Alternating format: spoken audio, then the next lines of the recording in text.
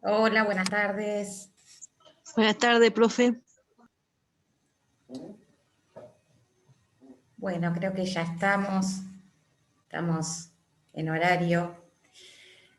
Así que bueno, mientras por ahí vemos si se agrega alguien más, vamos a arrancar, así aprovechamos esta clase.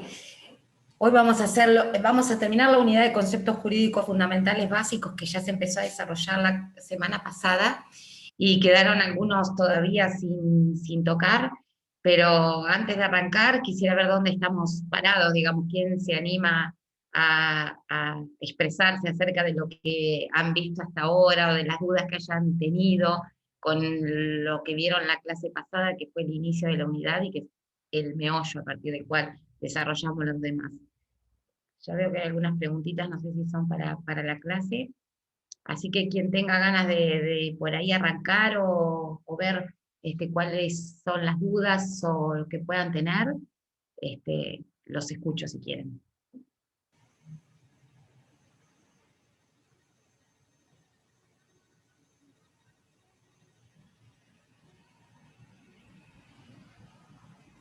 Bueno, veo, sí, vamos a hacer el revés, ¿sí, no? Porque veo que por ahí o todavía no han arrancado con lecturas, o que por ahí no creo que esté todo tan tranquilo y sin dudas. Vieron que esta unidad vamos a evaluarla con el coloquio. Bien, Rocío. Esta es la unidad de conceptos jurídicos fundamentales básicos, que tenemos todo un capítulo desarrollado en Carlos Nino, en Introducción al Análisis del Derecho, que es complementaria a la unidad de norma y de sistemas jurídicos que ustedes ya vieron y ya realizaron el trabajo y que todavía les debemos la devolución del trabajo evaluativo. Pero esta unidad también es complementaria porque ustedes estarán advirtiendo que vamos a hacer hincapié en cada uno de los términos y conceptos que ya utilizaron al leer las unidades de norma y de sistemas. Por lo tanto, como que estas tres unidades van todas muy unidas, porque nos ayudan a explicarnos y a desarrollar unas con las otras. El coloquio va a ser la próxima semana, el miércoles próximo, el miércoles 9, creo que todavía esto no fue anunciado en el campus, pero va a ser anunciado. La idea de la clase de hoy es terminar, repasar, y el miércoles de la próxima semana vamos a tener el coloquio oral para evaluar conceptos jurídicos fundamentales básicos. Y después nos va a quedar interpretación y decisión, que ya vamos a empezar a abrir la unidad a partir de mañana en el campus, y la van a tener abierta toda la semana que viene, después van a tener una última clase y vamos a tener también un trabajo evaluativo oral de esa unidad antes de entrar al coloquio final.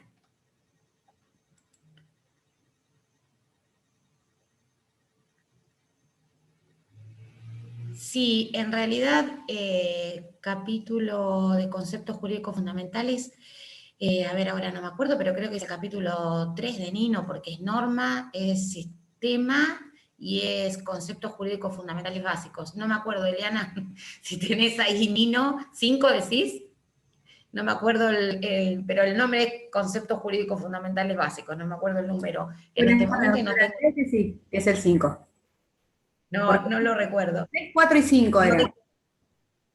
Bueno, a ver, de conceptos jurídicos fundamentales básicos hay un único capítulo en Nino, ¿sí? Creo que te referís al 4, que es los conceptos básicos del derecho, se llama el 4. Correcto, es ese, porque el 5 es sistema, el 5 es la parte de que vamos a ver también para interpretación. Sí, el 5 es interpretación de las normas jurídicas. De las normas jurídicas. Que el de interpretación y decisión son las dos unidades que vienen a continuación de concepto, ¿sí? Que es la que vamos a abrir a partir de mañana.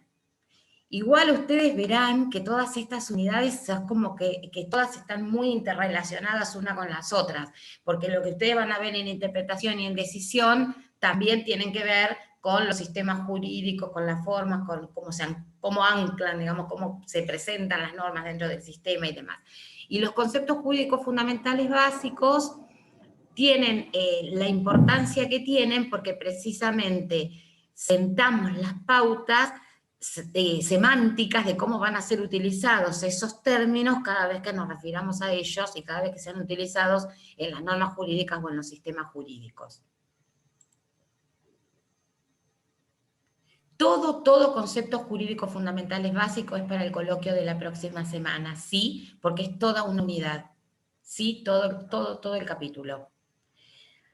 Acá vamos a hacer una aclaración. Hay algunos conceptos jurídicos fundamentales básicos que nosotros los limitamos como el derecho de propiedad, que la verdad que el capítulo de Nino destina varias páginas, pero como este es un concepto que se ve en un área específica del derecho, y lo van a ver ustedes cuando vean Derecho Civil 4 en Derechos Reales, nosotros acá lo único que pedimos del derecho de propiedad es que ustedes sepan que está dado en qué sentido del derecho subjetivo aparece, con qué forma o en qué sentido, y no demasiadas precisiones al respecto.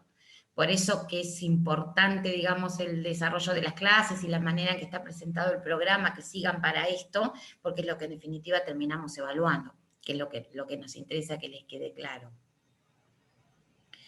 La unidad de conceptos jurídicos fundamentales básicos ya está abierta en el campus. La que se va a abrir mañana es la de interpretación y la de decisión, que se dan juntas porque van ensambladas, digamos, en el mismo tema. ¿Sí? Bueno, por lo que yo tengo entendido, ustedes ya habrían desarrollado conceptos jurídicos fundamentales básicos como sanción, como acto antijurídico, corríjanme si estoy equivocada, deber jurídico, Sí, deber acto ser, jurídico. responsabilidad, ¿sí? ¿Esto está o está más o menos? Es importante que estos conceptos estén, digamos, ustedes lo tengan bien en claro. Dogmática penal no estaría dentro de los conceptos jurídicos fundamentales básicos, como conceptos jurídicos fundamentales. Ustedes la parte de dogmática penal la pueden haber visto solamente haciendo referencia a cómo la dogmática penal caracteriza al acto antijurídico. No sé si es eso lo que me estás preguntando. Profe, lo que pasa es que en la clase pasada la chica nos dio a entender como que había una parte de la sanción que era como se podía ejemplificar más con lo que era el ámbito penal y lo que era el ámbito civil. Por ahí, por eso va más la pregunta. Bueno, bien. Bueno, vamos a hacer una cosa, si les parece, porque esto es fundamental que esto quede claro para la próxima semana, que ustedes tienen el coloquio, que es lo que nosotros siempre preguntamos y siempre queremos que ustedes sepan, que les haya quedado claro. Primero, ¿tienen ustedes representado al menos en mente cuál es la estructura sintáctica de la norma primaria en Kelsen? ¿O estoy hablando en chino y nadie sabe lo que estoy diciendo?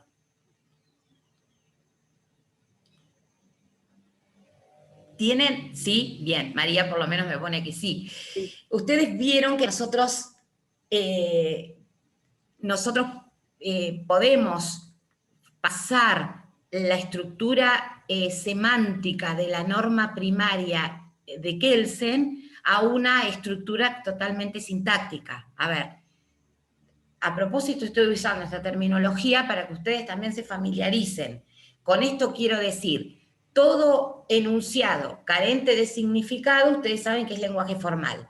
Entonces, esta fórmula que aparece, dado A debe ser S, no es ni más ni menos que la estructura de la norma primaria en Kelsen. ¿Sí?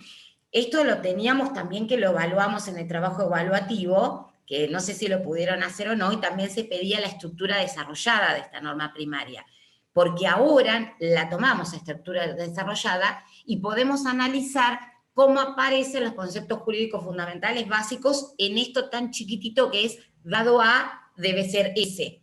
Y no es caprichosa la A, porque es para que empecemos a relacionarlo con acto antijurídico, S para que empecemos a relacionarlo con sanción, y debe ser ese condicional que une el acto antijurídico con la sanción. ¿Sí? ¿Me siguen hasta acá? Entonces, de acuerdo a esto,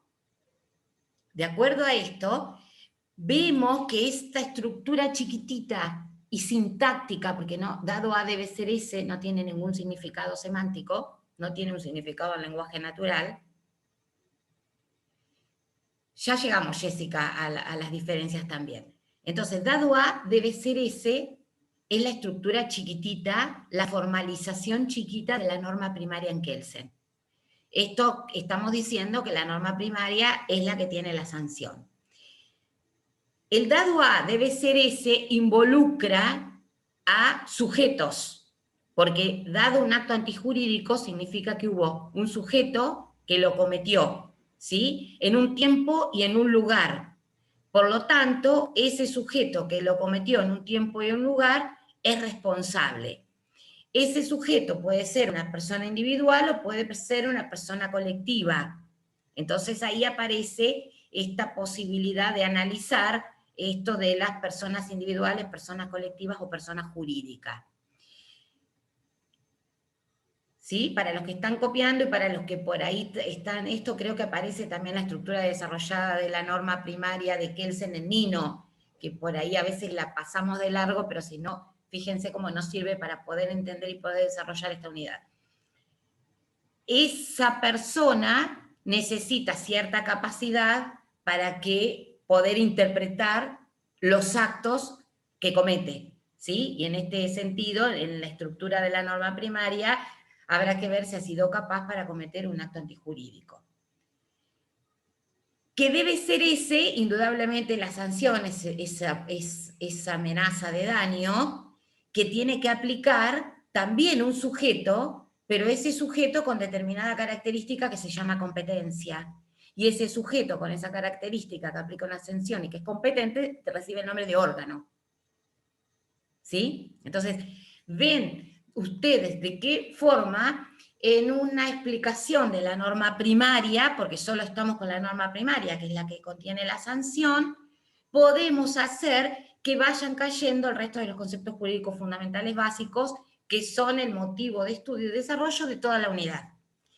Y son términos y palabras que ya venimos utilizando en la unidad de norma, en la unidad de sistema, o sea que ya estamos familiarizados con todos estos términos. Sin embargo, lo que vamos a hacer ahora es los vamos a precisar, ajustamos el significado y para ello seguimos lo que Kelsen dice acerca de los conceptos jurídicos fundamentales básicos. Acá no vamos a tener un paneo o un muestrario de los distintos juristas que dicen acerca de los conceptos. Nino toma a Kelsen y nosotros también tomamos a Kelsen y desarrollamos los conceptos jurídicos fundamentales básicos en función de lo que Kelsen nos muestra, en lo que Kelsen nos enseña, en lo que Kelsen desarrolla en su teoría acerca de la norma, del sistema y el mismo desarrollo de los conceptos jurídicos fundamentales básicos.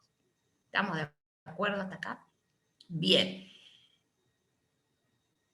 Sí, para conceptos jurídicos fundamentales básicos, para los que me están preguntando, seguimos a Kelsen. No tenemos otro autor. Mejor, tenemos lo que Nino dice de Kelsen. Porque quien quiera leer la teoría pura puede estudiar y puede leer la teoría pura, por supuesto, porque es la fuente. Pero quien quiera leer Nino, nosotros vamos a pedir el desarrollo de Nino para toda la unidad de conceptos jurídicos fundamentales básicos, y Nino toma y desarrolla Kelsen. Bien. Esto es la estructura de la norma primaria, que para Kelsen, como ya sabemos, la norma primaria es la que contiene la sanción. Toda norma o todo enunciado normativo que no contiene la sanción, para Kelsen, no es una norma jurídica propiamente dicha. Esto que él lo llama principio de norma, derivado lógico, como ustedes, norma incompleta, como la quieran llamar, constituye para Kelsen la norma secundaria. ¿Y qué contiene la norma secundaria? ¿Por qué es importante ahora? Porque la norma secundaria contiene el deber jurídico, que es otro concepto jurídico fundamental básico, que se desprende como un derivado lógico de la primaria, pero que no está dentro de la primaria, por esto que estamos diciendo. Entonces, fíjense ustedes qué fácil es interpretar esto si entendemos que con esta simple fórmula lógica de dado A debe ser S, puedo hacer caer, extendiendo esta fórmula, los conceptos jurídicos fundamentales básicos. Y si por debajo de eso yo entiendo que como derivado de eso tengo el se debe no a, es la norma secundaria, es el deber jurídico, que es el contenido de la norma secundaria. ¿Sí? Bien. Estamos parados aquí para poder, con esta idea, con esta estructura, para poder avanzar en el desarrollo de los conceptos jurídicos fundamentales básicos. O sea, lo que nosotros hacemos en el resto de la clase, en el resto de la bibliografía es, una vez que sabemos dónde estamos parados, bueno, empezamos a tomar los conceptos y los empezamos a desarrollar.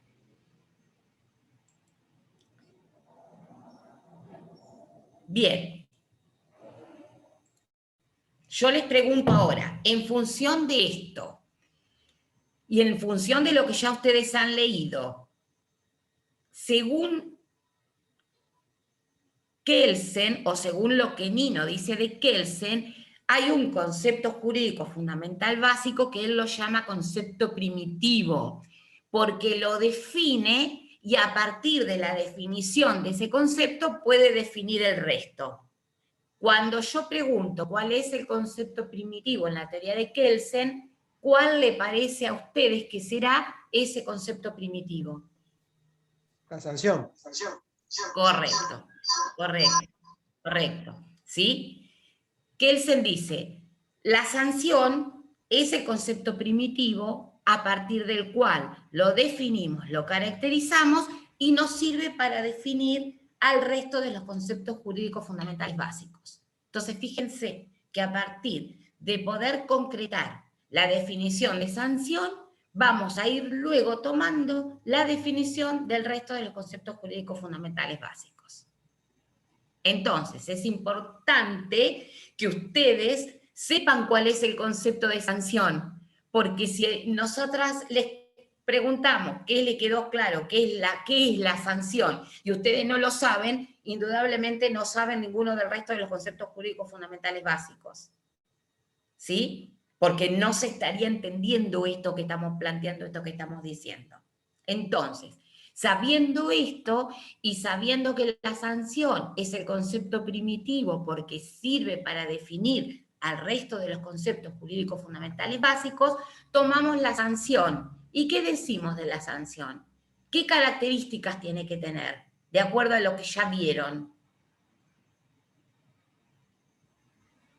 Que tiene la privacidad. Acto coercitivo. Bien, vamos por parte, vamos por parte. Primera característica, acto coercitivo, ¿sí? ¿Qué significa esto? ¿Qué quiere decir acto coercitivo? ¿Y qué diferencia hay con el acto coactivo?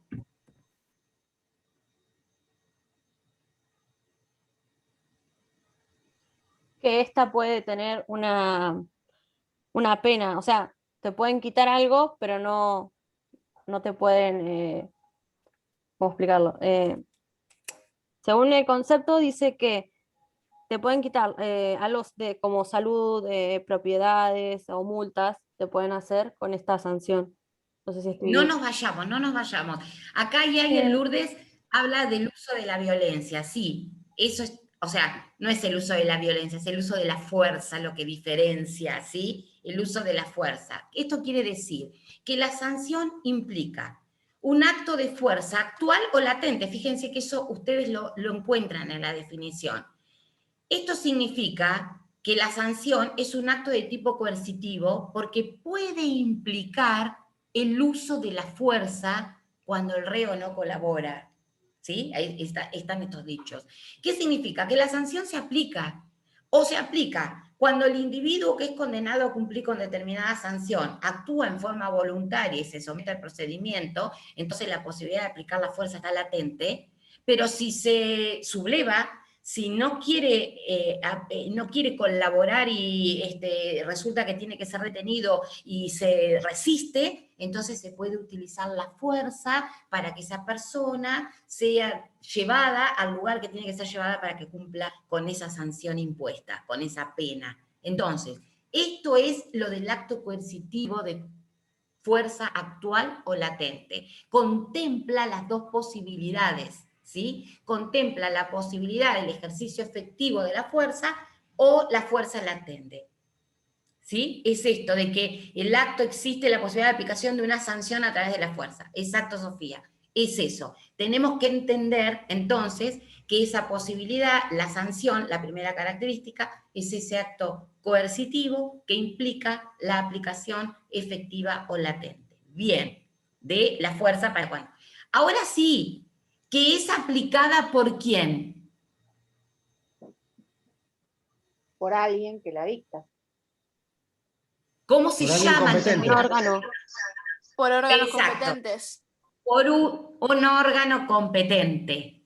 Por un órgano competente. ¿Y que consiste en qué? La privación. Acá me lo está poniendo en el chat. En la privación de un bien. ¿Sí? Estas son las principales características que tiene la sanción. Consiste en la privación de un bien. ¿Qué significa bien? Un Eso es estado de algo como cosas. valioso para la persona en cuestión, Damián, ¿no? perdón, ¿sí? Sí, Damián. Perdón, el bien va a ser algo que sea valioso para la persona en cuestión. Por Pero ejemplo, no para la persona a en mí cuestión. a mí me llamaba un poco la atención cuando hablaba de cuestiones como, por ejemplo, una persona que atenta contra su vida, quizás su vida no sería, ¿no?, un bien en ese caso. Pero el bien es, o sea, ¿va a depender sí o sí de la persona en cuestión o el bien es bien para todos? No, por eso. Jazmín bien está poniendo lo que es valorado por el general de la sociedad como sanción. ¿Sí? Entonces, la privación de un bien. ¿Cuál es el concepto de bien? Bien es lo que es bien para lo general de la sociedad. Entonces, dentro del bien entra la libertad, entra la propiedad, el bien propiamente dicho material, ¿sí? El dinero, el inmueble, el auto, la vida, para el caso de aquellos estados que tienen la pena de muerte, ¿sí? Como una sanción prevista dentro del sistema. Sí, Catalina. Tengo una pregunta. ¿Es lo mismo hablar de coerción que coacción? ¿O hay No, una por eso yo diferencia? explicaba eso cuando arrancamos. Ah. No es lo mismo porque tenemos que hacer esta diferencia. La aplicación o la posibilidad de aplicar la fuerza. ¿Sí? Bien, no entendía que la diferencia estaba ahí. Está bien. Es esa lo que diferencia y ese es el doble sentido del concepto de la sanción. Coerción y coacción, ¿sí? La posibilidad o el ejercicio efectivo de la fuerza, aplicada por un órgano competente y que consiste en la privación de un bien. Privación de un bien. Bien por lo que es entendido para la generalidad de la sociedad de lo que es bien. Porque si no, esto que nos decía Damián es contradictorio. Si es un bien para una persona individual y consiste en algo que por ahí para él es preciado y para el resto no lo es, no es una sanción de tipo general, no consiste eso en una sanción. Entonces, hablamos de bien para lo que es un bien preciado para el contexto social, para toda la estructura social. Y acá es importante que tengamos abiertos nuestra cabeza todas estas cosas de que el bien no es solamente bien material. La libertad es un bien, la vida es un bien, ¿sí? Y por supuesto, sí, la propiedad, objetos muebles, inmuebles, fungibles, no fungibles, o sea, dinero, cosas que se puedan cambiar, mercadería, decomiso, bueno, todo lo que viene como consecuencia o deviene como consecuencia de este término, ¿sí? Entonces, una vez que tenemos esto que es la idea de sanción con estas características, estamos en condiciones de poder seguir conceptualizando y definiendo el resto de los conceptos jurídicos fundamentales básicos. Y en la misma estructura chiquitita podemos tomar el antecedente de la norma primaria, que él se lo llama el acto antijurídico, el acto ilícito, la conducta no deseada, y para la dogmática penal, delito. Aquí es donde incorporamos esto de la dogmática penal que estaban consultando recién y que bien lo está diciendo Mariano. Sí, Matías, la semana que viene, el miércoles 9, es el coloquio 15 horas. O sea que la clase del miércoles que viene seguramente la vamos a tener el jueves, así el miércoles hacemos el coloquio en este horario. Bien, entonces, ¿cómo llegamos a la definición o el concepto de acto antijurídico? Kelsen, digamos, da 3 posibilidades de definición, pero finalmente se queda con la primera. Esto lo adelanto para que nos concentremos en esta que es la primera, que es la más cortita y es la que bien fácilmente lo vamos a entender.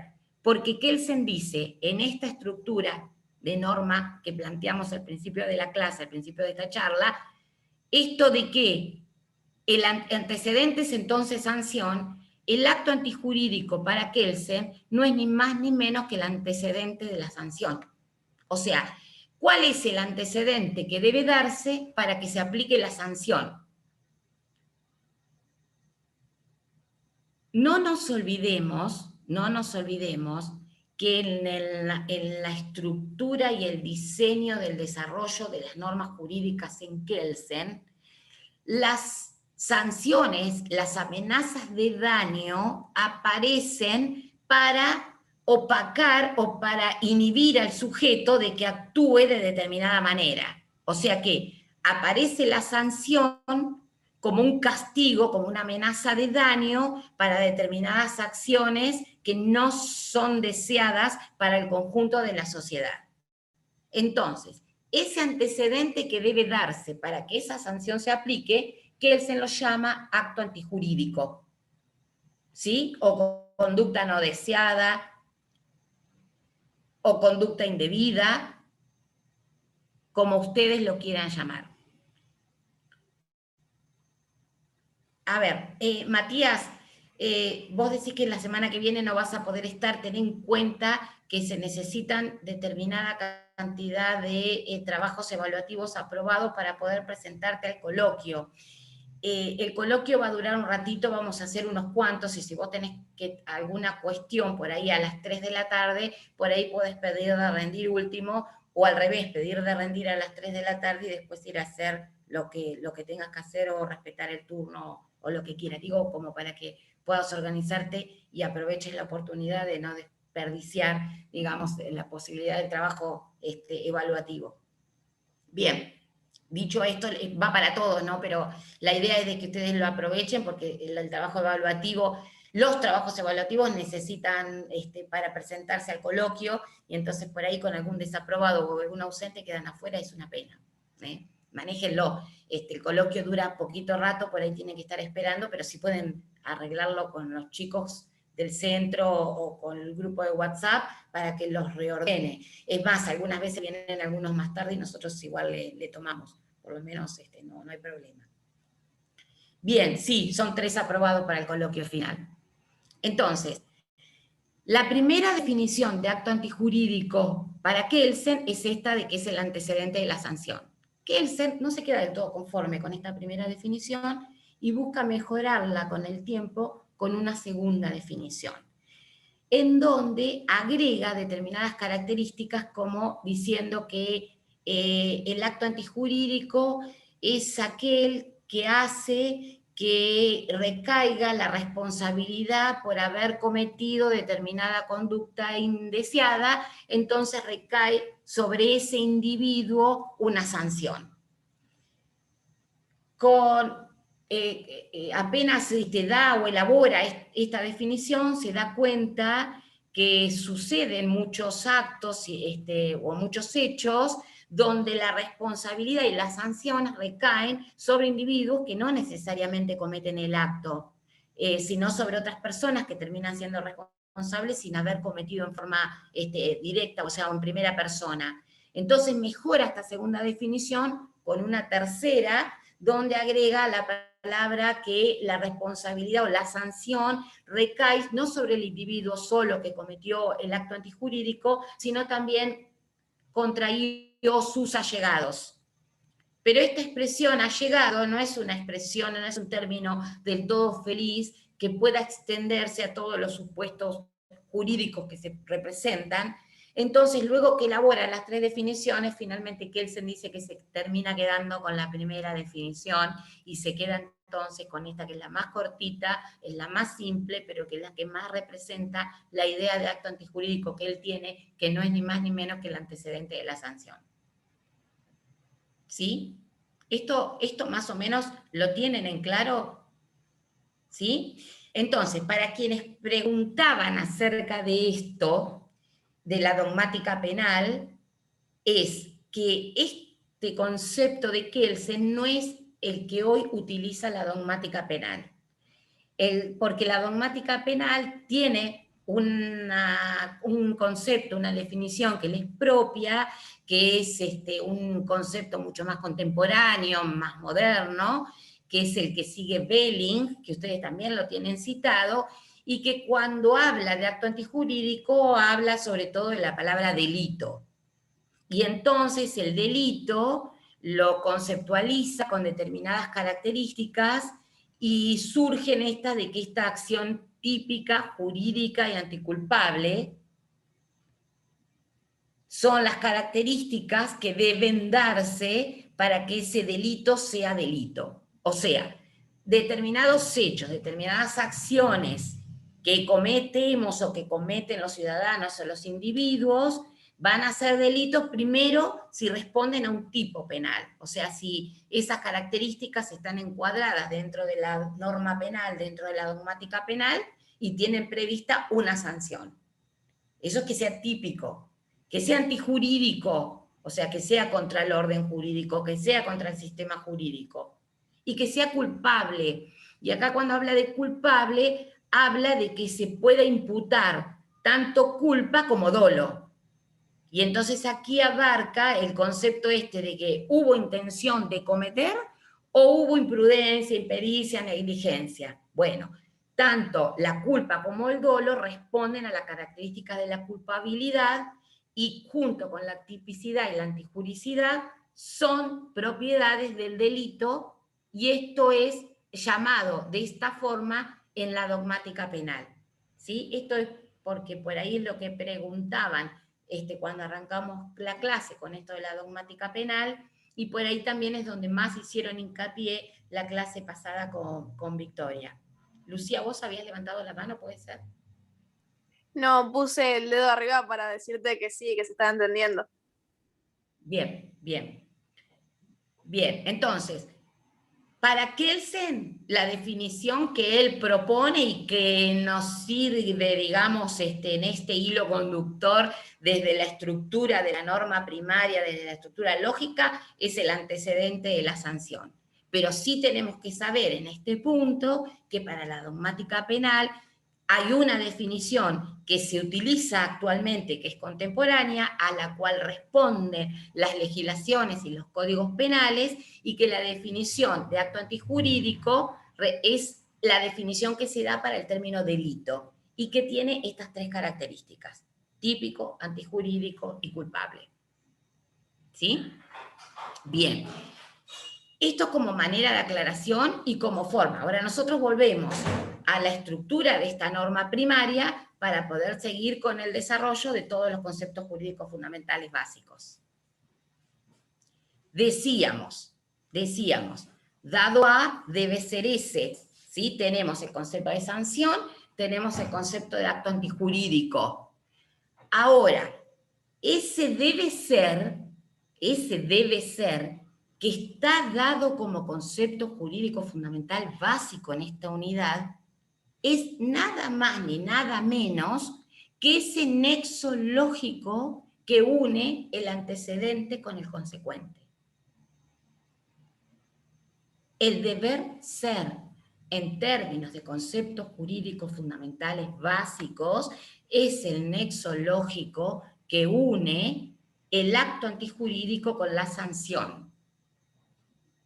Remarco esto porque es muy común que a esta altura confundamos este deber ser con el deber ser que Kelsen desarrolla desde que venimos viendo la unidad de definición del derecho, ¿sí? El mundo del ser con el mundo del deber ser, el mundo del deber ser, donde pertenecen las normas, el principio de imputación, bla, bla, bla, todo lo que sabemos, pero sin embargo, da la casualidad y la coincidencia que en términos de conceptos jurídicos fundamentales básicos recibe el nombre de deber ser este nexo lógico que une el acto antijurídico con la sanción, con el consecuente. Entonces, si a ustedes les preguntamos, ¿y a qué es el deber ser en términos de conceptos jurídicos fundamentales básicos? Sí tienen que saber que esto no es ni más ni menos que el nexo lógico que une el antecedente con el consecuente. En la norma primaria, en esto que estamos desarrollando y en esto que estamos diciendo. ¿Sí? Bien. Bien, bien. Entonces, una vez que tenemos esto, que es la norma, la estructura de la norma chiquitita con estos conceptos jurídicos fundamentales básicos, vamos viendo cómo aparecen el resto de los conceptos jurídicos fundamentales que tenemos también mencionados y señalados en el desarrollo de la unidad. Entonces, aquí tenemos, por ejemplo, el de responsabilidad, que es con el que por ahí viene bien seguir, porque es lo que estamos viendo en la coherencia del desarrollo que estamos haciendo. Entonces, ¿qué es la responsabilidad en términos de conceptos jurídicos fundamentales básicos? ¿Qué nos propone Kelsen acerca de la responsabilidad en términos de conceptos jurídicos fundamentales básicos? Ser responsable es a quien se le imputa la sanción. ¿Sí? A quien se le imputa la sanción. Y acá, ojo con esto, porque volvemos a esto de que cómo tuvo que Kelsen que perfeccionar la definición o el concepto de acto antijurídico, porque fíjense que no bastó esto de que era responsable el que había cometido el ilícito, sino que advirtió que había a veces otras personas que también eran sancionadas o se les imponía una sanción sin haber cometido el ilícito. Entonces, cuando desarrollamos el concepto de sanción, advertimos que se puede ser responsable por un ilícito o por un acto antijurídico que uno efectivamente cometió, o se puede ser responsable por un acto antijurídico que cometió otra persona.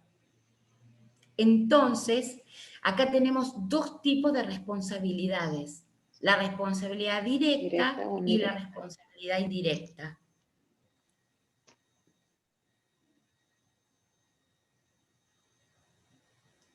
Bien, me gustaría que a esta altura alguien pueda dar algún ejemplo de responsabilidad directa y algún ejemplo de responsabilidad indirecta, porque creo que acá quedaron la clase pasada y esto creo que un poquito en claro había quedado. Sí, ¿quién levantó la mano? Lourdes. Sí, por ejemplo, alguien que mató a una persona, ese sería el responsable. Por ejemplo, un accidente. Mariano, vamos bien, ahora te doy la palabra. Lourdes, decime vos. Hola, profe. Sí, cuando se es responsable de forma directa sería, por ejemplo, si una persona mayor de edad asesina a otra. En ese caso sería responsabilidad directa. En el caso de responsabilidad indirecta es cuando, por ejemplo, un menor de edad comete un delito y se hacen cargo sus padres. Por ejemplo, si, no sé, un menor de edad mata a una persona mientras conduce un auto. ¿Y si el menor de edad mata a una persona, sancionan a sus padres? Porque tengo los No. editores de Hugo, por lo menos. No. Mariano, ¿qué querías agregar? Por lo menos uno. No, decía eso, que justamente una persona que mata a otra es el responsable. Pero bueno, el tema de indirecto es otro tema. Por ejemplo, cuando esa persona, como podía ser el menor que manejaba, causaba la muerte de los que lleva, por ejemplo, en el auto, que pueden ser sus amigos, sus compañeros. Bien, que tenemos bastantes ejemplos en estos días en los medios de situaciones, por ahí no sé si tanto de menores, pero de esas situaciones, ¿no? ¿Y cómo sería el tema de la responsabilidad en el caso de menor o no menor? A ver, quiero que lleguemos a Pedro, antes de seguir hablando, yo prefiero hablar con Pedro. Un ejemplo cuando involucramos a unos menores podría darse, por ejemplo, en el caso cuando por ejemplo, estás en el mercado, llevaste a tu hijo, en un momento se te va para otro lado y se roba algo, ¿entendés? Eso es responsabilidad tuya. ¿Por el robo? Sí, más o menos, podría ser un robo peor, pero eh, tiene que ver más o menos también cómo lo criaste para que lleve a ser de responsabilidad tuya, ¿entendés? A ver, a ver quiénes más levantaron la mano. Eliana. Yo tengo... Y en realidad con respecto al caso de los menores, eso depende según el tipo de delito, ¿sí? Y con respecto a los... ¿Perdón? Según el tipo de delito, porque en algunos interviene la justicia de menores, sin involucrar a los padres. Si no tengo mal entendido, disculpe, doctora. Y después... No, está bien, yo quiero abrirlo a esto para que se entienda de lo que estamos hablando. A ver, Camila, ¿qué querías decir? Un ejemplo un poco más claro de responsabilidad indirecta podría ser cuando alguien en un supermercado vende un producto en mal estado, a pesar de que no es su culpa, se le va a otorgar la culpa al dueño del supermercado, ¿puede ser? Sí, sí. Ahora quiero hilar un poquito más finito en estas cosas. Paula.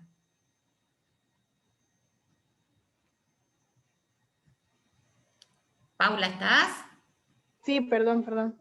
No, nada, profe, en realidad me parecía que el ejemplo de Pedro no estaba tan mal, si se tiene en cuenta que, por ejemplo, si está en un supermercado y un nene agarra, no sé, un paquete de gomitas, obviamente se lo va a hacer responsable al padre de que pague el producto o lo que fuere. Decía que quizá no estaba tan errado el ejemplo que él había propuesto. Bien, Paula. Soy yo, profe. Perdón. Había alguien más. Lucía, perdón, Lucía. También puede llegar a existir la posibilidad de que cuando un menor realiza un delito, a los padres se le quita la custodia de los hijos en cuestión. Bueno, a ver. Dada algunas circunstancias. Primero, razonemos juntos. Si los de los menores tienen un régimen especial y a veces quiero que vean que también las situaciones se dan y no necesariamente tiene que haber menores en la intervención de los hechos.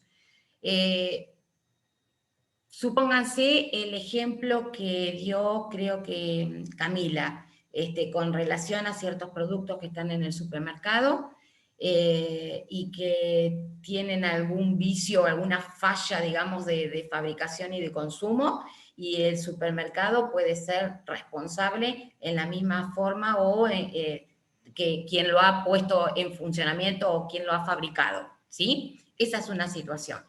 Hay distintas situaciones, en el caso ustedes dicen, el padre con relación a los menores, ¿qué pasa si un padre le presta un auto a un amigo, a un conocido, a un vecino, y ese conocido lleva por delante a alguien y lo mata?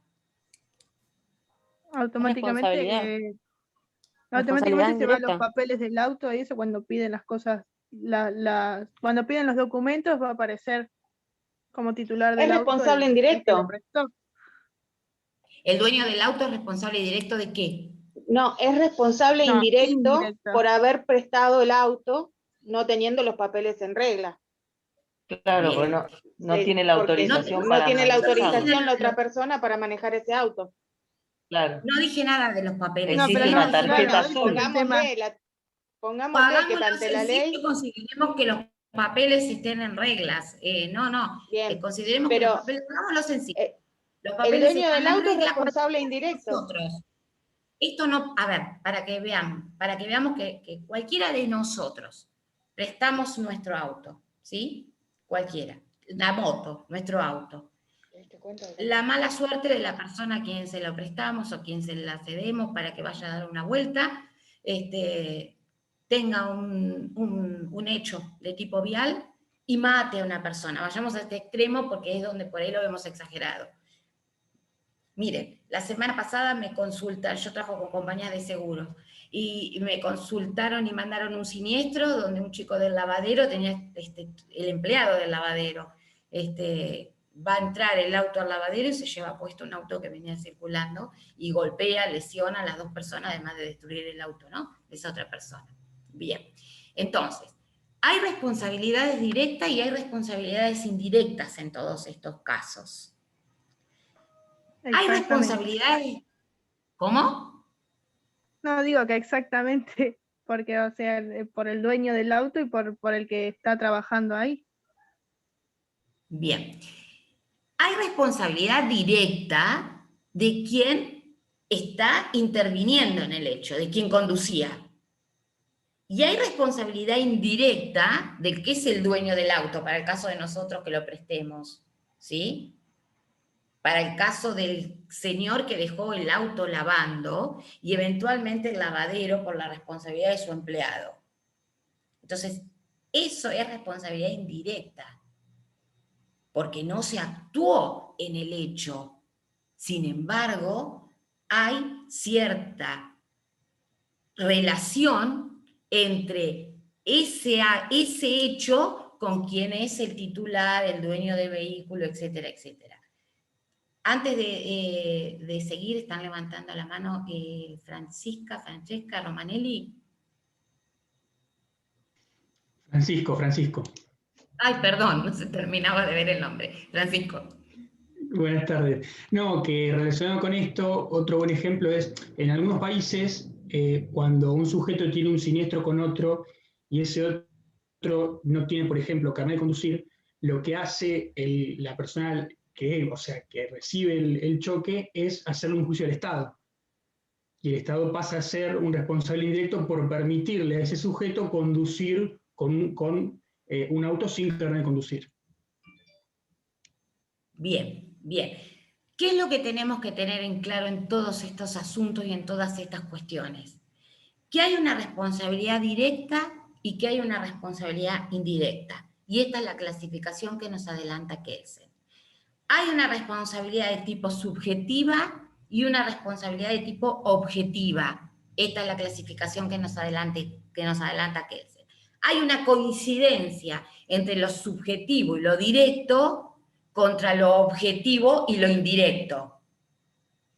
Bien, pero ¿qué es lo que más nos tiene que quedar? Que en todos estos casos la responsabilidad de tipo penal siempre es directa. Entonces, si quien conduce el auto es un vecino, un amigo, un empleado, un hijo, un menor, llámese como quiera, mata a alguien y se inicia una causa por homicidio culposo, esa causa por homicidio culposo, esa responsabilidad de tipo penal, es siempre sobre quien conducía.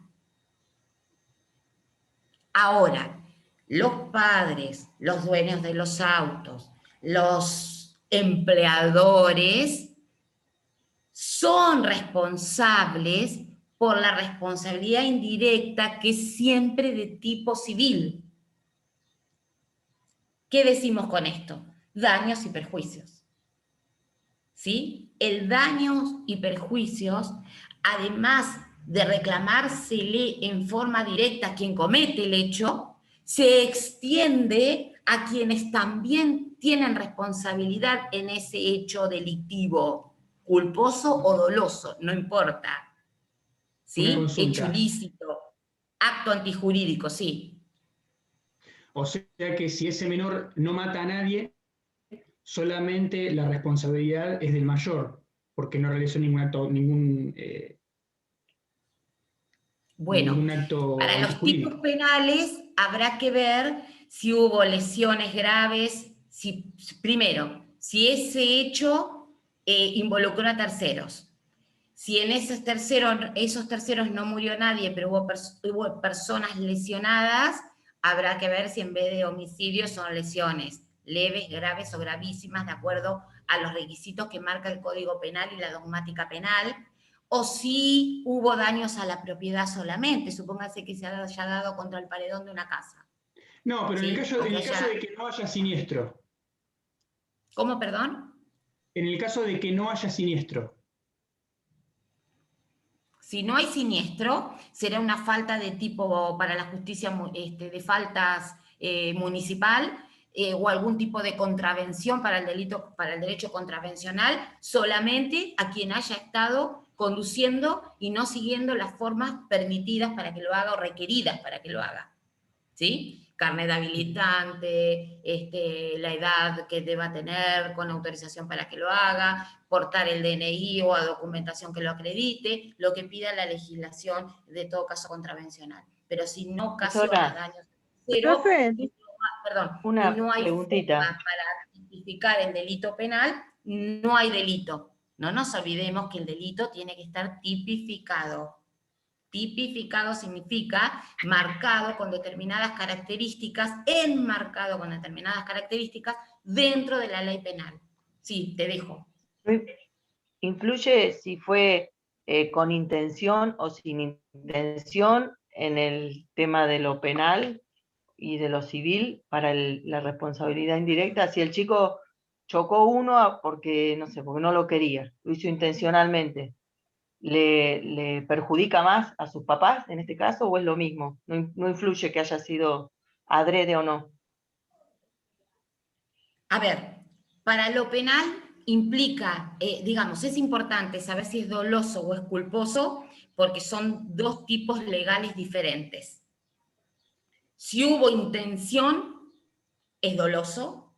Si hubo culpa, negligencia, impericia, imprudencia, es culposo. Son dos tipos penales diferentes, dos sanciones penales diferentes.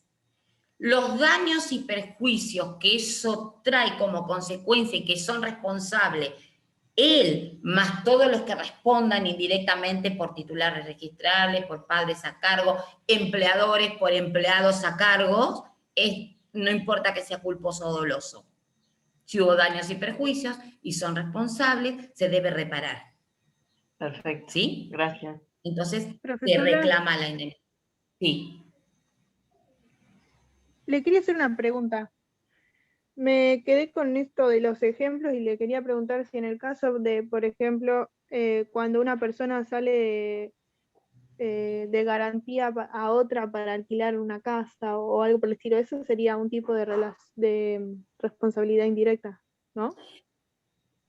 Esa es un tipo de responsabilidad específica que está prevista en la ley de locaciones y que es precisamente la característica del garante. Entonces ahí la responsabilidad es directa porque está prevista en el mismo contrato de que ese garante responde de la misma forma que el inquilino. ¿Sí? Es diferente, es un típico ejemplo de una responsabilidad específica y determinada que se marca y se prevé para este tipo de situaciones. Ah, bien. Es una ley especial. No hay responsabilidad indirecta porque precisamente se prevé la garantía en los contratos de locación para que responda cuando no responde el inquilino. Mateo, sí, la responsabilidad civil es siempre indirecta. Y Cintia, sí, la responsabilidad civil es siempre indirecta. ¿Sí? La penal es directa, porque implica el haber participado directamente en el hecho, doloso o culposo, no importa. Sí, Catalina. Le quería consultar si me podría decir ejemplos de responsabilidad subjetiva o objetiva, que entiendo la teoría, pero no entiendo, no se me representa un ejemplo. Todos estos ejemplos de responsabilidad directa son subjetivos. Coincide la clasificación, coinciden los ejemplos. Todos los ejemplos de responsabilidad directa son subjetivos y todos los ejemplos de responsabilidad indirecta son objetivos. ¿Sí? Entonces, el imputado, el autor, el partícipe, autor principal, autor secundario, el autor ideológico. Todo es responsabilidad directa. Y todo es responsabilidad subjetiva en función del grado de participación. Coincide en los ejemplos la responsabilidad directa con la subjetiva y coinciden en los ejemplos la responsabilidad indirecta con la objetiva. Bien, ¿se entiende entonces? ¿Qué se desprende de esto que estamos hablando? Perdón, Martina, cualquier tipo de responsabilidad indirecta, colectiva, como por ejemplo el de la empresa que fabrica el producto con el supermercado, ¿sí? El de una fábrica que responde por sus empleados, es responsabilidad indirecta. ¿Sí? Es responsabilidad indirecta. Bien, entonces, ¿qué se desprende de esto? Otro concepto jurídico fundamental básico que es la capacidad. La capacidad. ¿Qué le parece a ustedes que es la capacidad? Una habilidad, no sé si es correcto decir habilidad, pero puede ser. La posibilidad de ejercer los derechos y las obligaciones, ¿sí? Y fíjense que por ahí desde la ley se habla más desde las incapacidades que de la capacidad, ¿sí? Es la aptitud para contraer derechos y adquirir obligaciones. Entonces, sí hay incapacidades, y es más fácil entender el tema de la capacidad desde las incapacidades. ¿Por qué? Porque se habla de incapacidades de hecho y de incapacidades de derecho. Y entonces, las incapacidades de hecho son las que no se pueden ejercer desde la aptitud física para poder llevarla adelante. Y el típico ejemplo son las personas por nacer. Y las incapacidades de derecho son las que aparecen, las imposibilidades de llevar adelante determinadas acciones legales desde que la ley lo limita a ese ejercicio. Entonces, en principio la capacidad implica la aptitud para contraer derechos y adquirir obligaciones, para contraer obligaciones y adquirir derechos, ¿sí? Esa es la capacidad de todos estos sujetos, de todos estos individuos que finalmente terminan siendo responsables o se les termina aplicando la responsabilidad. Ahora, hay veces que estos sujetos no pueden ser capaces porque precisamente tienen imposibilidades de hecho. Entonces no están dadas las condiciones físicas para que pueda desarrollar determinado acto jurídico, ¿sí? Como recibir una herencia, celebrar un contrato, no necesariamente tienen que ser conductas o hechos ilícitos, sino simplemente estas cosas. Y hay veces que acontece que la ley limita estas capacidades. Entonces esa es la capacidad de derecho. La capacidad de derecho nunca puede ser absoluta, siempre es relativa, porque puede que la ley nos marque algunas imposibilidades de derecho, ¿sí? Para que podamos realizar determinados actos, pero siempre quedan habilitados otros actos. Típico ejemplo, las personas detenidas con una pena de prisión, ¿sí? Hay determinados actos que no pueden realizar, sin embargo hay otros que sí pueden realizar. ¿Sí? Entonces, la capacidad tiene que ver con la aptitud para llevar adelante derechos o bien obligaciones que tiene el sujeto destinatario de la norma. La competencia, en cambio, tiene que ver con la aptitud que tiene el órgano para aplicar la norma. La competencia la tienen únicamente los órganos, no las personas. ¿Se entiende esto? La competencia es una característica que tienen los órganos, no las personas, porque la competencia en términos de conceptos jurídicos fundamentales básicos no es ni más ni menos que la aptitud que tiene el órgano para aplicar una determinada sanción. ¿Sí? Fíjense cómo siempre estamos pegados y limitados al concepto de sanción para poder explicar todas estas cuestiones. Entonces, acá vamos a ver que también la competencia es limitada de acuerdo a las posibilidades que tiene el órgano, ¿sí? De acuerdo a para qué es competente, porque el órgano no es competente para todas las acciones judiciales. Entonces, ustedes por esto verán que la competencia está limitada en función del territorio, en función del grado y en función de la materia. ¿Qué significa que la competencia está limitada a razón del territorio? ¿Qué se les ocurre? Que si no, las normas en un territorio en específico no van a ser las normas que en otro tipo de territorio, o sea, provincia o ciudad, por ejemplo. Vayamos al ejemplo concreto. De razón del territorio, ¿cómo será la competencia? El territorio argentino no es lo mismo una norma en el territorio uruguayo, por así decirlo. Estamos hablando de competencia, de los órganos, ¿sí, Lourdes? ¿Puede ser que, por ejemplo, un juez no tiene competencia en otro país, por ejemplo? Sí, correcto. Si yo les digo a ustedes, enumérenme cómo es la competencia en razón del territorio en nuestro país, ¿qué podrían decir a esto? Y que el Ejecutivo tiene competencia en toda la nación, un gobernador en una provincia, por ahí, ¿no? Cuando hablamos de competencia, en términos de conceptos jurídicos fundamentales, no nos olvidemos que estamos hablando del órgano habilitado para aplicar la sanción. Entonces, la Corte Suprema. La Corte Suprema de la Nación y... nacional, será provincial, ¿sí? Será municipal para el caso de los jueces municipales.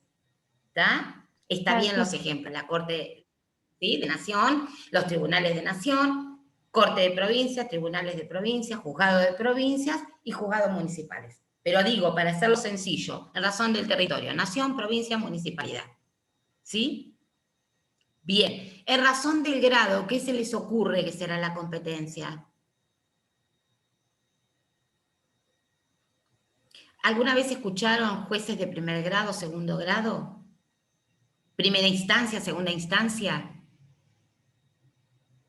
Primer grado, los jueces, ¿sí? Los jueces que intervienen para resolver en primera instancia, son los jueces que primero intervienen, los que dictan esa sentencia. Cuando tenemos una sentencia, esa sentencia queremos que la evalúe, la corrija, la apelamos porque no nos gustó, porque hay cosas que no compartimos, hay criterios que no compartimos, podemos recurrir a un tribunal superior de segunda instancia como es la Cámara de Apelaciones. Finalmente podemos recurrir a un tribunal superior como es la Corte de Provincia o más arriba como es la Corte de Nación. Esto es el grado. Y en razón de la materia, ¿qué se les ocurre que a ustedes cómo será la competencia? Penal, civil, comercial, ¿es eso?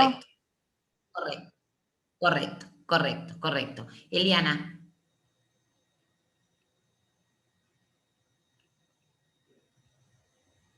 Eliana, Perdón, estás en silencio. Perdón, era lo mismo que dijo Cintia. Los ejemplos que estuvimos viendo hace poquitito sobre responsabilidad, ¿sí? Y veíamos que siempre la responsabilidad de tipo penal es directa, siempre la civil es indirecta. Bueno, ¿esto qué significa? Que a su vez también, desde el punto de vista del órgano que tiene que decidir estas cuestiones y el órgano que tiene que decidir qué sanción aplicar, ese órgano también tiene limitaciones. Porque ¿quién va a evaluar si hubo responsabilidad penal o hubo responsabilidad civil? Y bueno, estará el juez o el órgano con competencia en lo penal que evaluará, de acuerdo al grado de participación, la responsabilidad de tipo penal. Luego evaluará el juez con competencia en lo civil si hubo responsabilidad por daños y perjuicios, y quiénes son los responsables por los daños y perjuicios que se deban abonar por determinada indemnización. Ahora, ese juez civil nunca se va a expedir ni nunca va a determinar la responsabilidad de tipo penal de las mismas o diferentes personas involucradas en ese hecho. Y viceversa, ese juez penal nunca va a decidir si corresponde, cuánto corresponde la cuantía de esa indemnización por daños y perjuicios por esas personas que intervinieron en un hecho de tipo delictivo, doloso, culposo, como lo quieran llamar. ¿Se entiende? Entonces, el órgano tiene competencia. ¿Cuál es la competencia? Y bueno, la competencia es como la capacidad en las personas, pero la competencia está dirigida a los órganos. Es esa capacidad que tienen para poder intervenir en determinadas cuestiones, que son acotadas, limitadas, en razón del territorio, de la materia, del grado.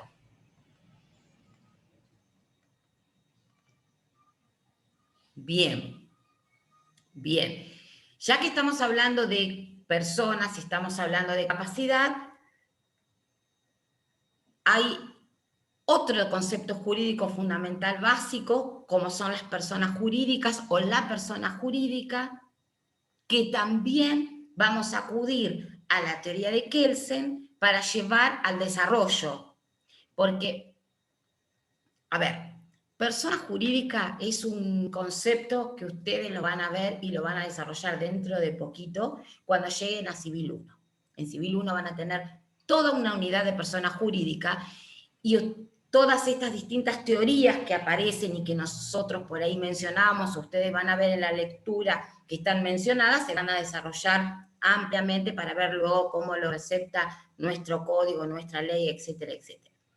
Bien, hoy no nos interesa abocarnos al estudio de las teorías que hacen acerca de la esencia o no esencia de las personas jurídicas, porque nosotros estamos desarrollando en términos de conceptos jurídicos fundamentales. Entonces, lo que mínimamente tenemos que tener en claro es de qué hablamos cuando hablamos de personas jurídicas. Y como nosotros seguimos todo el hilo conductor de la teoría kelseniana, nos vamos a quedar con el desarrollo de Kelsen acerca de la teoría o del concepto de persona jurídica. Partimos de que nuestra legislación civil da un concepto de persona jurídica, que dice todo ente susceptible de adquirir derechos y contraer obligaciones, ¿sí?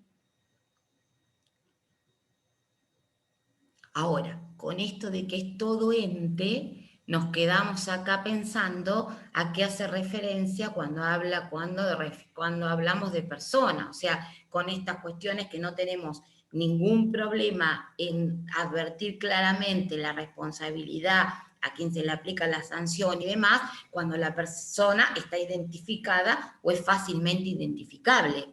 Pero ¿qué pasa en el caso de personas colectivas? ¿Qué pasa con los supuestos de sociedades de responsabilidad limitada, sociedades anónimas, fundaciones, asociaciones civiles? Entonces, ¿cómo se acude a poder dilucidar la responsabilidad que tiene ese ente de sus personas o de los individuos que finalmente la integran? Bueno, ustedes van a ver que aparecen distintas teorías en el desarrollo, que era lo que les decía hace un ratito, cuando empiezan a cuestionarse los juristas y a desarrollar quiénes deben responder en el caso de personas jurídicas colectivas. Si deben responder cada uno de los integrantes, si debe responder una creación de una ficción a la cual se estaría formada esa persona por distintos individuos y eso actuaría como coraza y los protegería en forma individual. Bueno, verán que van a ver que encuentran teorías que están a favor, otras que están en contra, otras que crean la teoría de la ficción, pero finalmente, como les decía, nos quedamos con lo que Kelsen nos dice.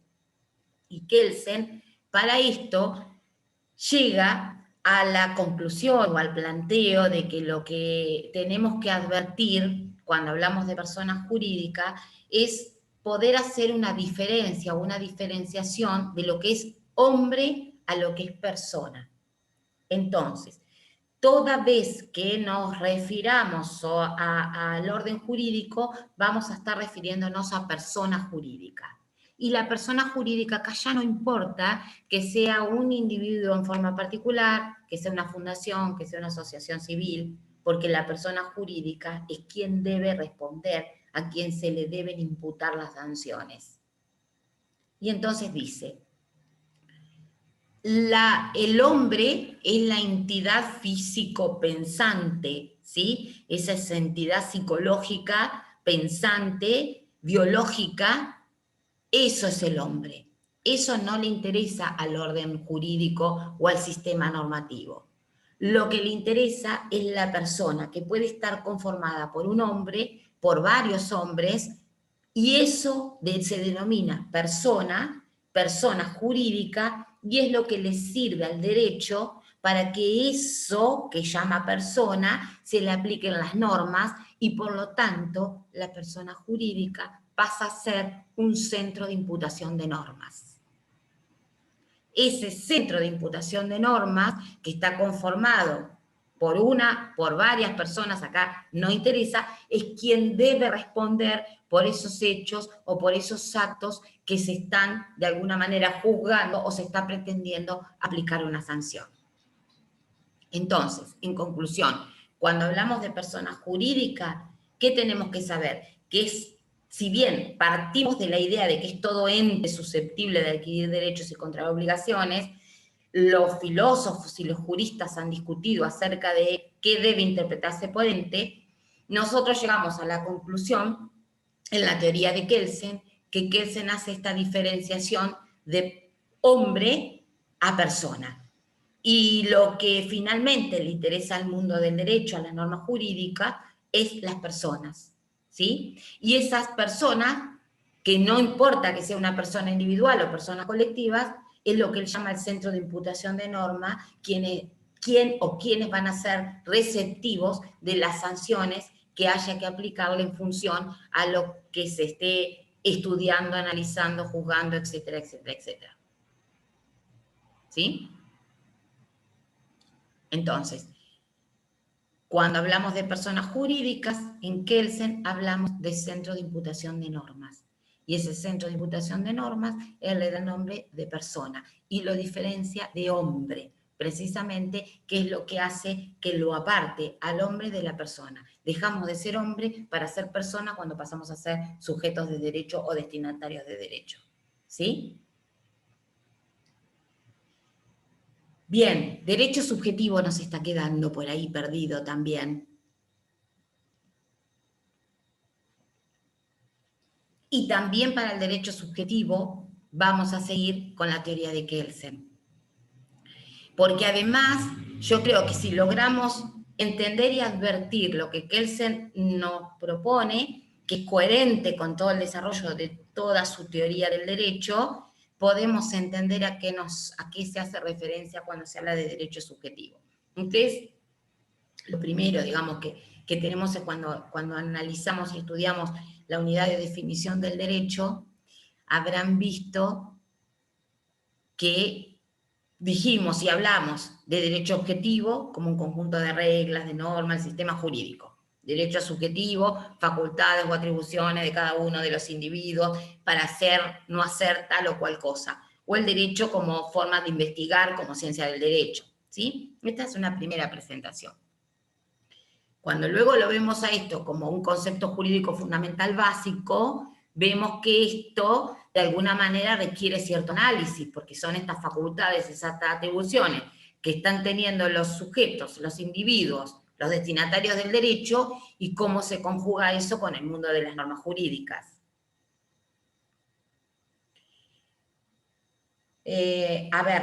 Matías,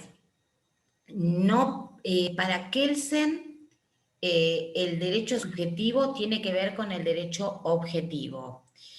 Y esto no tiene que ver con el iusnaturalismo y con el positivismo metodológico.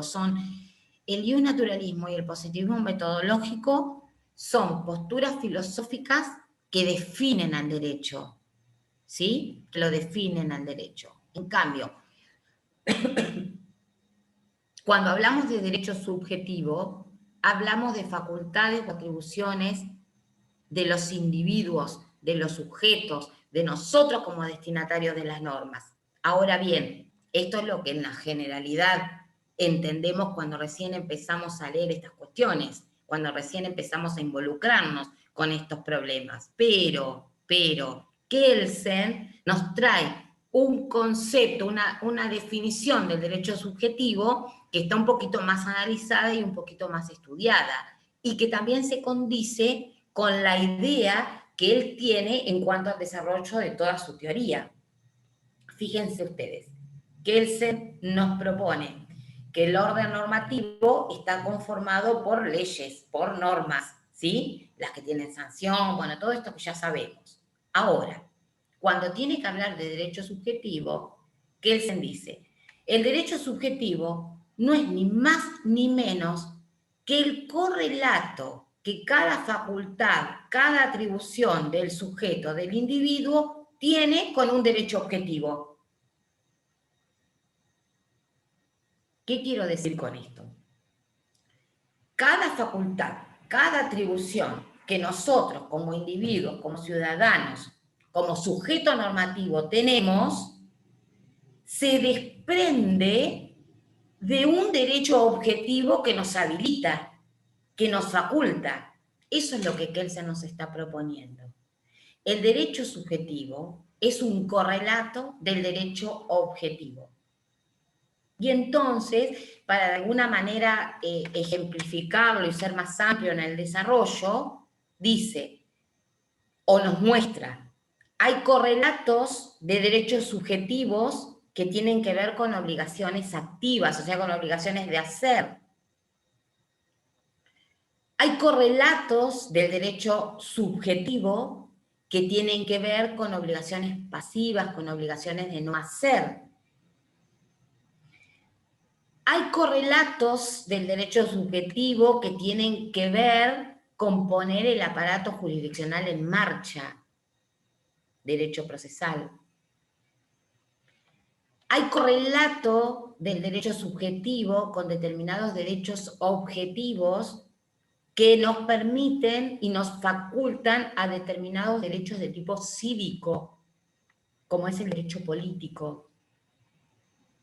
Entonces, la manera que Kelsen tiene de hablarnos, de plantearnos y de representarnos el derecho subjetivo es cómo estas facultades, estas atribuciones que cada uno de los sujetos normativos tenemos, se condicen con normas existentes en el derecho objetivo. Entonces ustedes van a encontrar ejemplos de esta como, tengo derecho que mi acreedor me pague, ¿sí? Este es el derecho subjetivo. ¿Por qué? Porque tengo una norma de tipo objetivo, en teoría kelseniana, que aquel que debe una suma de dinero debe abonarla o será sancionado con una multa, por ejemplo. ¿Sí? Tengo derecho a descansar tranquila, ¿sí? Tengo el derecho de descanso en mi propiedad y tengo derecho a que mis vecinos no turben esa paz, esa tranquilidad y respeten. Entonces tengo la forma, tengo la facultad, tengo la atribución que se condice con normas del derecho objetivo. Tengo la facultad de recurrir a la justicia, iniciar una acción por desalojo cuando tengo un inquilino que no paga y quiero que deje el inmueble que le estoy alquilando. Tengo la facultad o la atribución de cobrar una suma de dinero que me están debiendo o de ejecutar un cheque o un documento cuando lo tengo en mi poder y mi deudor no me ha abonado, no me ha pagado.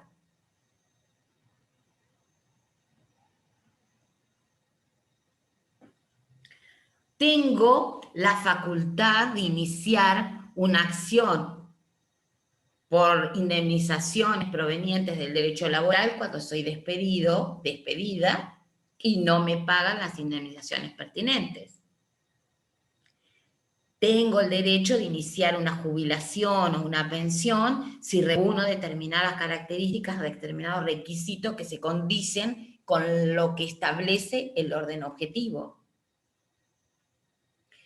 Tengo el derecho de elegir a quienes me representan o de ser postulada para representar si respeto los cánones del derecho objetivo. ¿Se entiende esto que estamos hablando? Cada derecho subjetivo, los derechos subjetivos, son correlatos de los derechos activos. Y estos distintos sentidos que aparecen o que Kelsen le da, de alguna manera, agrupa a la cantidad de sentidos que tenemos del derecho subjetivo. ¿Sí? Exacto. Si rindo todas las materias, voy a tener el derecho de graduarme como abogado, porque esto tiene que ver con un derecho objetivo que dice que se podrá ser profesional de la abogacía cuando se reúna con determinados requisitos y determinadas características.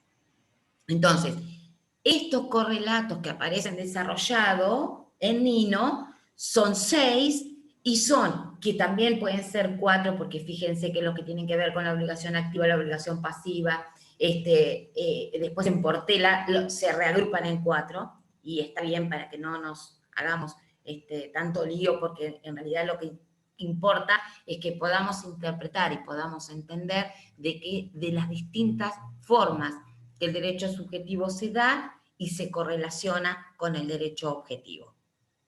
¿Sí? Bien, ¿qué quieren preguntar?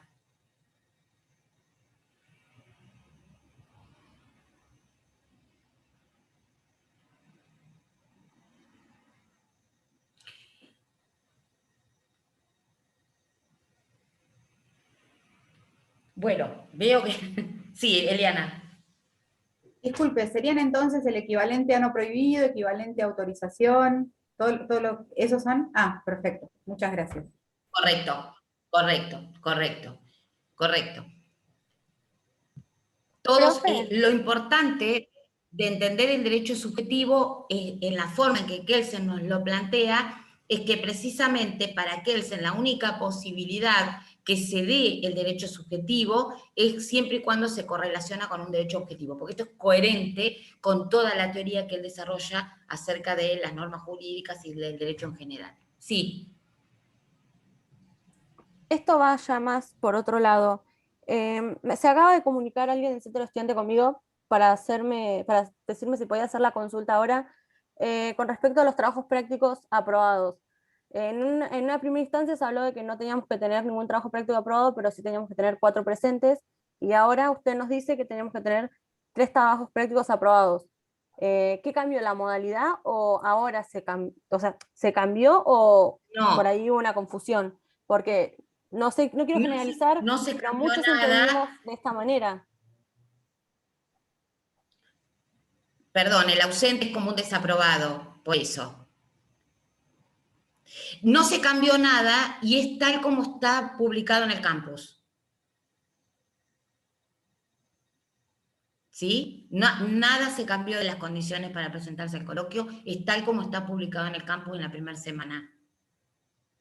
Por ahí la duda es con los ausentes, con los que no se presentaron, con los que no tenemos trabajos, entonces ahí es donde está por ahí la duda o lo que pueden haberte dicho. Claro, no, Sí, porque Eliana. usted dio a entender que teníamos que tener 3 trabajos aprobados sin importar el resultado. En la primera clase, me acuerdo, la clase de presentación de la materia, entonces, y ahora se ve que una mala interpretación, y bueno, la chica del centro de estudiantes me dijo que hiciera la consulta más que nada para sacar la duda de los 2 chicos que estaban haciendo la pregunta de ellos y no podían hacer la consulta ahora. Era eso más que nada. No se cambió nada, no se cambió nada, es tal como está publicado en el campus. ¿Sí? Por ahí yo me expresé mal, a lo mejor porque hablé de los ausentes o lo que, pero no se cambió nada, nada se modificó, es tal como está publicado desde el primer día en el campus.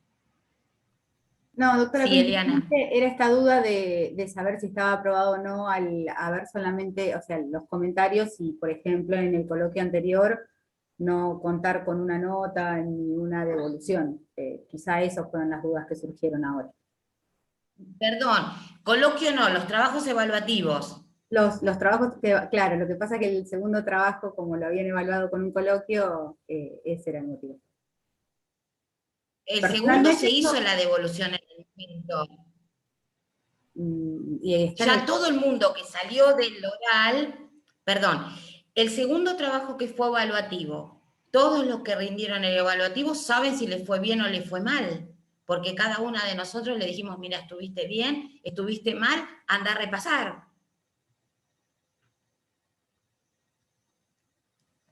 ¿Vos tenés dudas acerca de vos? Sí, perdón por eso, porque sinceramente quizá me quedó la duda de que no tuve quizá una... Bueno, no sé con quién rendiste o con quién Con la estuviste, doctora pero tienen la... Paula Piñagurri. Bueno, hagamos una cosa. Los trabajos evaluativos orales se vuelven a respetar con los mismos grupos que rindieron el primero. Entonces, cuando rindas ahora el miércoles, decirle si por favor te puede decir cómo estuvo el trabajo anterior, el evaluativo oral, que puede ser mucho más rápido que manejarnos, y que te diga si estuviste aprobada, estaba regular o cómo estaba. Ah, buenísimo. Bueno, muchas gracias. Gracias. Lo mismo para el resto, quien tenga dudas. Nosotras generalmente los trabajos evaluativos los tomamos con los otros trabajos al lado. No es que están. Entonces, en el momento que hagamos el coloquio el próximo miércoles, me dicen o le dicen a cualquiera de las otras docentes, tengo dudas acerca de si estuve bien, estuve regular, cuál fue y entonces ustedes ya van a saber la devolución que van a tener con relación a eso. ¿Sí? Sí, ¿quién más levantó la mano? ¿Catalina? Sí, yo, no es con esto, tenía una pregunta de el deber ser que vos dijiste que era el nexo lógico entre antecedente y consecuencia. Y en Nino dice, define al deber jurídico como la conducta opuesta al acto antijurídico. ¿Tomo las dos cosas y las hago en un conjunto? No, perdón, son dos cosas distintas. Ah. Una es el deber ser y otro es el deber jurídico. Ojo Que el con deber esto. jurídico es lo que dice Nino, y el deber ser es lo otro. Todo es lo que dice Nino, porque el deber ser y el deber jurídico son dos conceptos jurídicos fundamentales básicos. ¿Sí? El deber ser es el nexo lógico que une el antecedente con el consecuente, es el condicional. El deber jurídico es la conducta deseada, la conducta lícita, es el contenido de la norma secundaria. Por ahí no lo recalqué, pero lo marqué cuando les comenté esto de que tengamos siempre presente, dado A debe ser S, debe ser no A, se debe no A. Ese se debe no A es el contenido de la norma secundaria que en términos de conceptos jurídicos fundamentales básicos recibe el nombre de deber jurídico. ¿Sí? Perfecto, no, sí lo dijiste, pero yo me ¿Queda había hecho claro? Sí, me hice un lío, sí.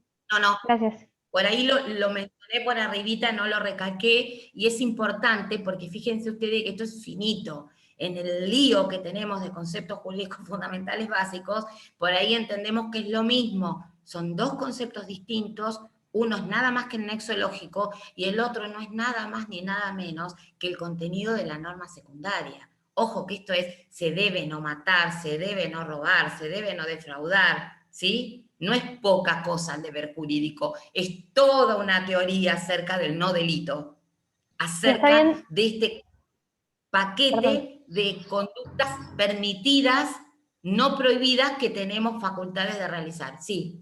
¿Y está bien si digo que el deber jurídico es parte de las normas secundarias? Sí, ¿no? es eso lo que tenés que decir. Bien. El deber jurídico es el contenido de la norma secundaria, no es parte, es el contenido. Fíjense ustedes que el único concepto jurídico fundamental básico que conforma la norma secundaria es el deber jurídico. Todos los demás los sacamos de la norma primaria. El único que sale, lo único que constituye el contenido de la norma secundaria es el deber jurídico. Cuidado con esto, que no es poca cosa, ni no es una cosa chiquitita, ¿sí? Porque precisamente el deber jurídico es este paquete de conductas permitidas, este paquete de acciones que no tienen sanción.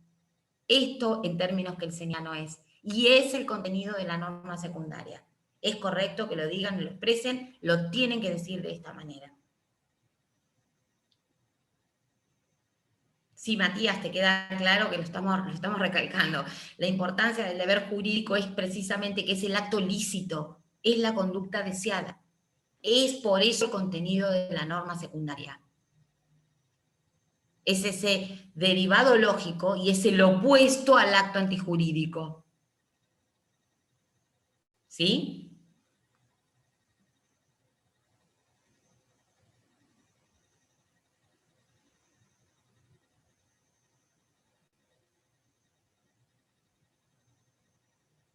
Bueno, bien. Bien, ¿alguna otra cosita que les surja por ahí?